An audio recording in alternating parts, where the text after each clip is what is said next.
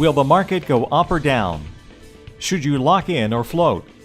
Find out this and more with Master of the Markets, hosted by Barry Habib of MBS Highway. Hi, I'm Barry Habib with MBS Highway, and welcome to another edition of Master of the Markets. This is created exclusively for Mortgage News Network. It was a crazy week, thanks to the Fed. They did indeed remove the word patience. What happened? Big rally in both bonds and stocks. But why would they rally if the Fed's actually moving away from their accommodative stance? It was all in the verbiage of the statement. You see, the Fed actually made themselves, in my opinion, more dovish. We've talked about this in the past where the actual voting members of the Fed have definitely turned more dovish. There's 10 voting members of the Fed currently. There's one that's in the center, that's a centrist, but there's only 2 hawks and 7 doves. Hawks, a little bit more tighter with monetary policy. Doves, certainly more accommodative. And while there are 19 members of the Fed in total, and you might hear some of them in the media, the ones to really pay close attention to are the ones that are voting members. And those voting members were really heard aloud, in my opinion, by saying a couple of things here. Janet Yellen reported that the Fed needed to see 2 things while they removed patience, 2 things before they would hike interest rates. One, further improvement in the job market.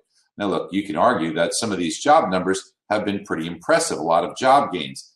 But this tells us some clues. The Fed doesn't believe it. The Fed does not believe 5.5% rate of unemployment. Perhaps it's because the Fed may be seeing the very low labor participation rate, and they're concerned about that. Additionally, there's no wage pressure inflation, meaning that if the job market were really that tight, wouldn't wages be going up as people bid for employees because they really want to try and bring them on board and they're trying to bid higher and there's such a demand? Or you have to pay somebody a little bit more so they don't leave and go to another company.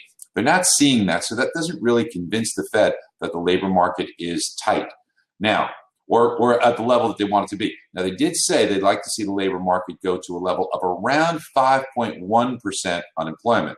But they keep moving the goalposts. Look, it wasn't that long ago when the Fed told us 6.5% before they start hiking rates. Then it was 6, and now they are going down here to between 5.5. Now they're down to 5.1%. They may move these goalposts again.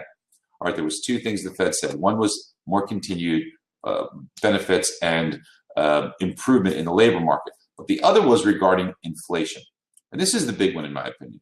The Fed needs to be confident that we are seeing inflation move more towards 2%. And we're nowhere near that right now.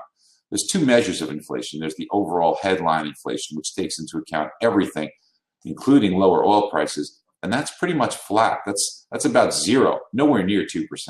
Now, when you take a look at the rate of inflation, including the benefits of oil by stripping out food and energy prices, so this would exclude the lower oil prices, that's called the core rate.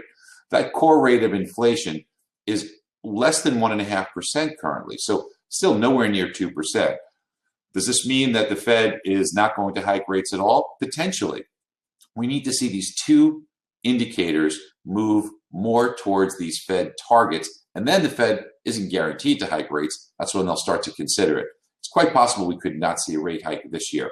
Certainly not at the next meeting in April, definitely not in June. A lot of people now who were convinced in June, remember at the beginning of the year we talked and said perhaps no rate hikes, maybe 1 rate hike this year. That was in our forecast. Now a lot of folks who were 100% convinced June, while we said no, they're moving off June. Now they're saying September. I don't think we're even going to see a rate hike, perhaps even in September, unless there's a big move up in inflation and the labor market strengthens. This brings us to the news this week. We do have CPI on Tuesday, and that will be very closely watched because remember the Fed said this is hinging on inflation. And with oil prices now touching some very low levels just last week, down to $43, $42 a barrel, there isn't a lot of pressure. And with wages not showing much gains, we're pretty sure that this inflation number we're going to see on Tuesday will be tame. It means the market should react pretty well to it, and bonds should feel comfortable with these numbers. It tells us that interest rates are going to remain volatile, but very low for quite some time. So this is really a good time to be in the market. We take a look at the overall indicators on housing. Boy, the affordability on housing has just gotten better and better. Low interest rates, home prices appreciating at a pretty reasonable level, about 4% per year, 5% per year, almost Goldilocks. It's a great time to be a buyer of homes. All right, we'll talk to you next week. Make sure, if you'd like to get this information, sign up for a free trial with MBS Highway. Why not? We'll protect you from this volatility with rate lock alerts. Every morning you're going to get a video so that you can tell your customers and referral sources exactly what's going on in the marketplace. Sign up for free. Talk to you next week. Bye-bye. Master the Markets airs every Monday at 11 a.m. Eastern Time and can be viewed on MortgageNewsNetwork.com. There are many information tools for mortgage originators, but MBS Highway is a communication tool. We empower you to relay information every day to your clients and referral partners. MBS Highway will provide you with specific real estate data for your marketplace, as well as daily sales coaching on the markets, and most importantly, how to translate that information into more transactions. Barry Habib's MBS Highway will give you an enormous edge over your competition.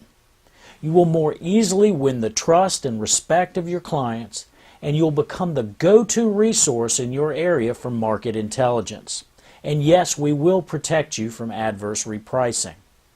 For an exclusive Mortgage News Network offer and to receive information like this every day, go to www.mbshighway.com/MNN.